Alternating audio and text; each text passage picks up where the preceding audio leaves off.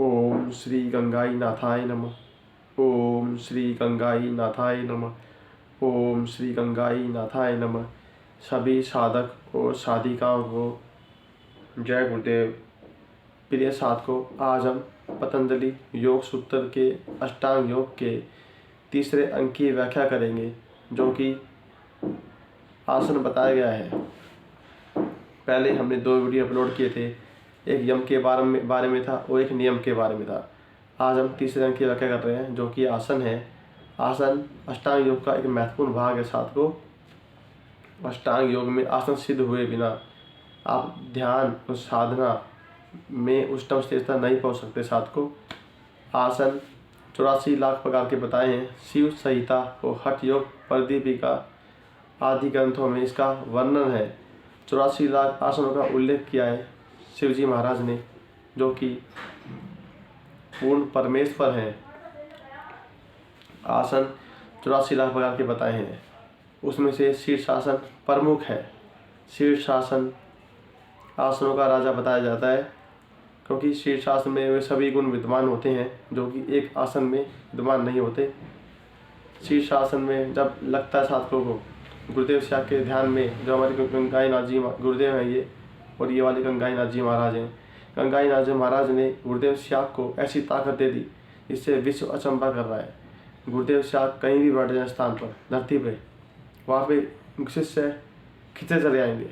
उनके आकर्षण, गुरु में ऐसा गुरुत्वाकर्षण होता है जिसे साधक, क्या नए साधक जो बनने वाले हैं, वे खिंचे चले आते हैं, क्योंकि गुरु में वह गुरुत्वाकर्षण, उनकी आवाज़ में दम होता है। ऐसे गुरु मुश्किल ही मिलते हैं। गंगाई नाथ जी महाराज ने ऐसी शक्ति दी। 1984 में शक्ति दी थी गुरुदेव श्याम को। समाधि जब गुरुदेव गए, गंगाई नाथ जी महाराज गुजर चुके थे, तो वहाँ से समाधि से गुरुदेव की आवाज़ आई कि आगे कार्य तेरे को करना है, और मैं तुझे एक आसन देता हूँ, ऐसा सिद्धासन दे दूँगा, इससे विश्व के सभी लोग तेरे पास आकर्षित होंगे। तुझे वहाँ जाने की जरूरत नहीं है, लोग अपने आप खिंचे चले आएंगे। इस योग में आपका संपूर्ण विकास होता है, इसलिए गुरुदेव श्याम ने इसको वर्णित किया है, सिद्ध योग नाम दिया है। इसको गुरु श्याम सिद्ध योग भी बोलते हैं, क्योंकि ये गुरु श्याम द्वारा प्रतिपादित हुआ। गुरुदेव श्याम को इस योग में 2 सिद्धियाँ हुई। पहली गायत्री निर्गुण निराकार, दूसरी श्री कृष्ण की। श्री कृष्ण की सिद्धि दूसरी हुई, उसमें गुरुदेव को सगुण साकार की सिद्धि हुई। सगुण साकार की सिद्धि होते ही गुरुदेव की आवाज़ में वो दम आ गया और वह गुरु तत्व उनके अंदर जागृत हो गया। इससे वह लोगों का मार्गदर्शन कर रहे हैं, उनके सभी लोगों को ठीक कर रहे हैं। कि उनकी फ़ोटो से योग होता है कि वो फ़ोटो आप ले जाइए, निकलवा लीजिए, इंटरनेट से कहीं से खरीद लिए, परचेज कर लीजिए, या आप मोबाइल में रख लीजिए, फ़ोटो से योग हो जाएगा। क्योंकि गुरुदेव को 2 सिद्धियाँ होने के कारण ऐसा संभव हुआ। वरना किसी भी गुरु, आप किसी पर चले जाइए, तो योग नहीं होगा, केवल गुरुदेव की फ़ोटो से योग होता है। क्योंकि गुरुदेव को 2 सिद्धियाँ हुई, ये आज तक नहीं हुआ, ये असंभव कार्य गुरुदेव ने कर दिखाया। गायत्री साधना करने में आपको कई वर्ष लग जाते हैं। जब आप ध्यान करते हैं, जब सिद्धि होती है गायत्री की, गाड़ दो या जला दो, गाड़ दो या जला दो, शरीर नष्ट हो जाता है, शक्ति साथ नहीं जाती है अगले जन्म तक। लेकिन गुरुदेव से आपको 2 सिद्धियाँ होने के कारण, गायत्री और कृष्ण की सिद्धि होने के कारण, गुरुदेव में ऐसा परिवर्तन हो गया। वह शक्ति जो ऊपर थी असेंट कर गई, डिसेंट कर गई असेंट से, और वह मानवता में संपूर्ण विकास को ला रही है।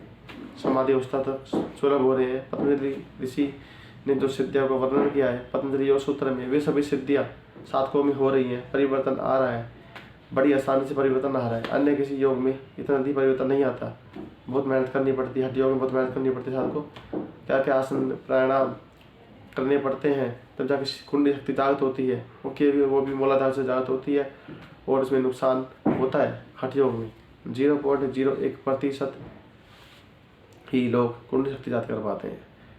बाकी साधक, असंख्य साधक इस कलयुग में शक्ति को झेल भी नहीं पाते हैं, नुकसान कर बैठते हैं अपना। किसी को हार्ट अटैक हो जाता है, उन्माद हो जाता है, कुछ भी हो जाता है, शारीरिक बीमारी हो जाती हैं, शारीरिक पावर जगने की दूर शारीरिक बीमारी खत्म हो जाती हैं। फिर इनका पूरी ज़िंदगी दवाई खाते रहते हैं, ठीक नहीं होते, क्योर नहीं होते। लेकिन गुरुदेव के श्याम के योग से परिवर्तन आ रहा है। इसमें कुंडली शक्ति जगने का शक्ति है, जो कुंडली शक्ति वह गुरुदेव शाख के नियंत्रण में कार्य करती है। गंगा एनर्जी व गुरुदेव शाख इन दोनों के नियंत्रण में कार्य करती है और वह आपको उस वेग को झेलने की शक्ति प्रदान करती है।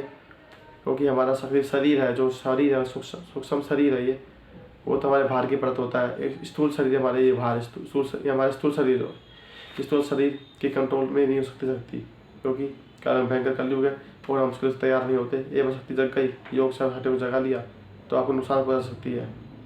आप उसके फायदा लेने के बजाय नुकसान पहुंचा सकते हैं आपको। इसलिए गुरुदेव के शाख के नियंत्रण में आप जात कीजिए, कुंडली शक्ति ध्यान लगाइए, आपके सभी योग क्योर होंगे।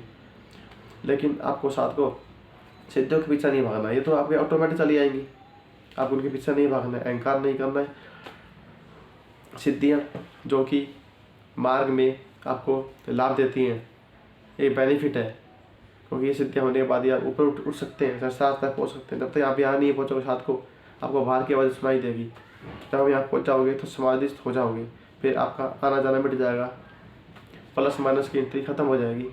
आपको जो संचित कर्म है वो भी नष्ट हो जाएंगे, पाप पुण्य के से आप लेखन से मुक्त हो जाओगे और आप संपूर्ण विकास को प्राप्त हो जाओगे। कि आपको इस जन्म में आने की जरूरत नहीं पड़ती, आपको सीधा मोक्ष हो जाएगा। ये जन्म तो मरना पड़ेगा, लेकिन अगले जन्म में आपको आना नहीं पड़ेगा, आप मोक्ष को प्राप्त हो जाओगे। ये ऐसा योग है जो कि बढ़ता ही बढ़ता है।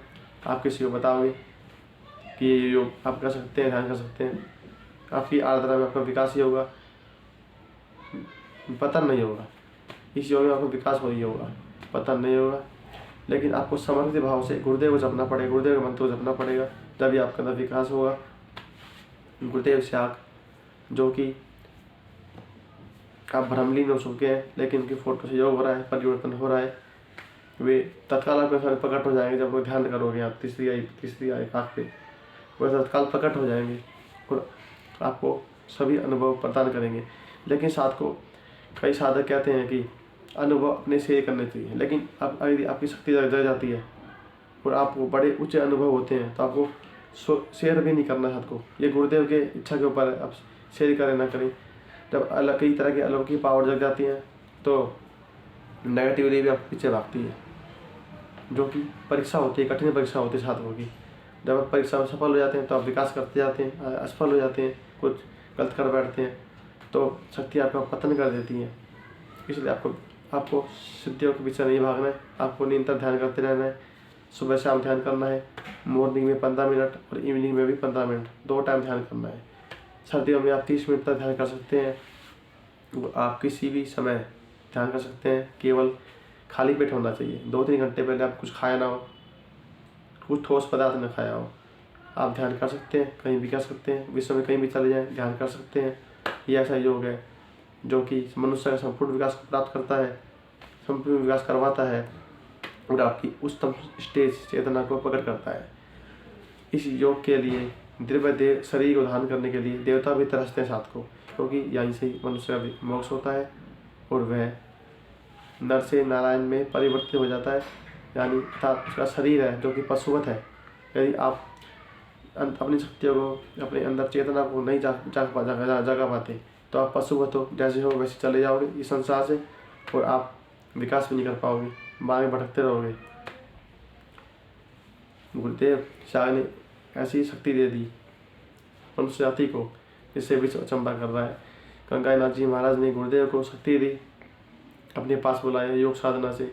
दूर से ही आवाज़ आई गुरुदेव को कि उठ जा, जाग जा, आप केवल कृष्ण का जाप कर, कृष्ण मंत्र का जाप कर, हरि नाम के जाप करने से ही कल्याण होगा। केवल गुरुदेव का मंत्र जपना पड़ेगा, हरि का नाम जपना पड़ेगा, उसी से विकास होगा। गायत्री से भी होता है जो कुछ परिवर्तन कृष्ण के मंत्र से होता है, लेकिन गायत्री साधना में इतनी आसान नहीं, साथ को बहुत पवित्रता से रहना पड़ता है, ब्रह्मचर्य का पालन करना पड़ता है, नेगेटिवली अपने आप कंट्रोल करना पड़ता है, क्रोध को कंट्रोल करना पड़ता है, क्योंकि शक्ति आपसे रुष्टि भी हो सकती है। आप कुछ गलती कर जाओ, कुछ मुँह से बोल दिया, सत्य हो जाएगा तो आपका नुकसान उठाना पड़ सकता है, भारी नुकसान उठाना पड़ सकता है। आप पुण्य से दूर आपके भागी बन सकते हैं साथ को, क्योंकि शरीर मन प्राण बुद्धि कंट्रोल करना इतना आसान नहीं होता। गुरु के अंडर में यह हो सकता है। शरीर मन प्राण बुद्धि कंट्रोल होकर जब कुंडली शक्ति जगती है, गुरुदेव के नियंत्रण में रखती है, अनुशासन का पालन करती है और सहस्त्रार पहुँचना उसका लक्ष्य होता है। सहस्त्रार में स्वामी बैठा है, इसे कृष्ण बोल दो, राम बोल दो। मूलाधार चक्र में वह शक्ति विद्वान है, नीचे रूट चक्र के नीचे वहाँ पे जहाँ पे रीढ़ की हड्डी होती है निचला हिस्सा, वहाँ पे बेसमेंट में डोमेंट पोजिशन में रहती है, जिसे गुण शक्ति बोलते हैं। वह 3.5 आटे लगाए, 3.5 पूछ में आटा लगाए, मुँह दुम में बैठाए रहती है। प्रॉपर गुरु होता तो ही वह जगती है, अन्यथा वह आपका नुकसान भी कर सकती है साथ को। और आसन के बाद मैंने आपको बताया कि आसन 84 लाख बताए हैं। इसमें कुछ प्रमुख हैं, शीर्षासन, सिद्धासन, पद्मासन, सूर्य नमस्कार, चक्रासन, पद्मासन, पश्चिमी तोरमासन, मयूरासन। कुछ प्रमुख आसन है जो कि हठ योग में साधक करते रहते हैं। केवल 200-300 आसन ही करते रहते हैं, बदल बदल करते रहते हैं, और इन आसनों से परिवर्तन भी बहुत लेट आता है कि हठ योग में, हठ योग है एक तरह का। इसमें अगर यह सर्वोच्च चेतना का प्रतीक है। हठ योग के लिए मैं मना नहीं करता, हठ योग करो, आप ध्यान करो, लेकिन गुरुदेव से आपके ध्यान से परिवर्तन आता है, विश्व अचंभित हो रहा है। यह एक सामाजिक कार्य का विषय है। मनुष्य ने विज्ञान को माना, विज्ञानों के लिए यह शोध का विषय है कि कैसे रोग क्योर हो जाते हैं, कैसी गुण शक्ति सभी रोग क्योर कर देती है। साथ को नेक्स्ट वीडियो हम प्राणायाम के ऊपर लेके आएंगे, जो कि प्रमुख है। आसन सिद्ध हुए बिना प्राणायाम तक नहीं पहुँच सकते, लेकिन गुरुदेव शाह के ध्यान में सभी परिवर्तन आ रहा है। हठ योग में आपको आसन के बाद प्राणायाम तक पहुँचना होता है। पतंजलि योग सूत्र में पतंजलि ऋषि ने व्याख्या की है कि आसन सिद्ध हुए बिना आप प्राणायाम तक नहीं पहुँच सकते। आसन सिद्ध करो। हठ योग में 2-3 घंटे लगातार बैठना पड़ता है। जब आपके अंदर आसन सिद्ध हो जाता है, आप लगाने बैठ जाते हो 2-3 घंटे लगातार, तो ही हठ योग में आसन सिद्ध माना जाता है। फिर आप प्राणायाम तक पहुँचते हो। हठ योग में आपको आसन कुछ करते हैं, जैसे आप पद्मासन में बैठते हैं, सिद्धासन में बैठते हैं, तो आपको रीढ़ की हड्डी सीधा करना पड़ता है, जब भी आपका सही माना जाएगा उस आसन को, नहीं तो आपको नुकसान उठाना पड़ सकता है। कोई भी आसन प्रॉपर रूप से सही करना पड़ता है, नहीं तो नुकसान उठाना पड़ता है साथ को। अगली वीडियो में हम प्राणायाम की व्याख्या करेंगे। अब हम आपसे विदा लेते हैं। ओम श्री गंगाई नाथाय नमः। ओम श्री गंगाई नाथाय नमः। ओम श्री गंगाई नाथाय नमः। गुरुर्ब्रह्मा गुरुर्विष्णु गुरुदेवो महेश्वराय, गुरु साक्षात् परब्रह्म, तस्मै श्री गुरुवे नमः। तस्मै श्री गुरुवे नमः।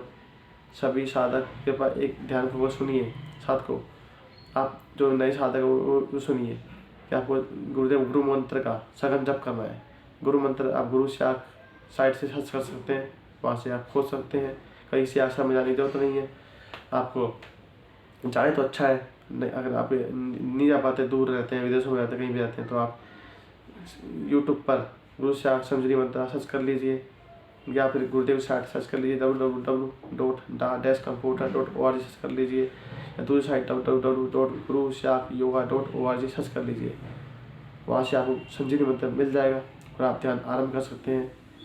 गुरुदेव आपको दिख जाएंगे ना थड़ाई पे, तो आपको योग चालू हो जाएगा और रोग क्योर होने चालू हो जाएंगे।